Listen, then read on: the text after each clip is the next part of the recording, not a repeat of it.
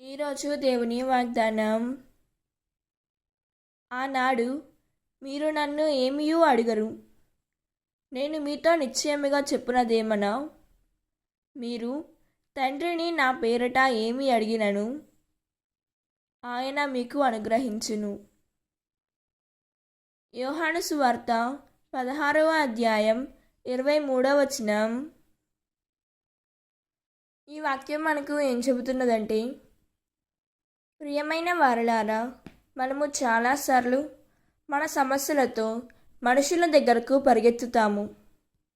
కానీ ఈరోజు యేసు మనకు ఒక గొప్ప వాగ్దానం ఇస్తున్నాడు. నా పేరట అడిగిన దంతయు తండ్రి మీకు అనుగ్రహించును అని.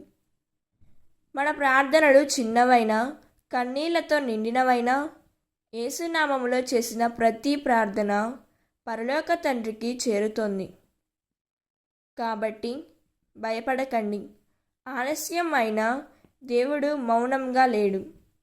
మీ కుటుంబం కోసం, ఆరోగ్యం కోసం, సేవ కోసం, రక్షణ కోసం విశ్వాసంతో అడగండి. యేసునామములో చేసిన ప్రార్థన ఎన్నడూ వ్యర్థం కాదు.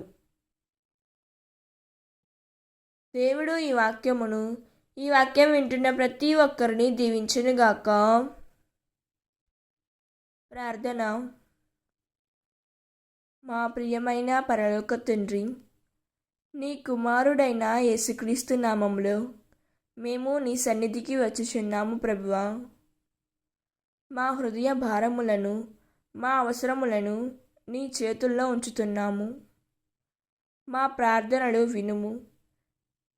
నిరాశలో ఉన్నవారికి ఆశను, రోగులకు స్వస్థతను, బాధలో ఉన్నవారికి సమాధానమును అనుగ్రహించుము.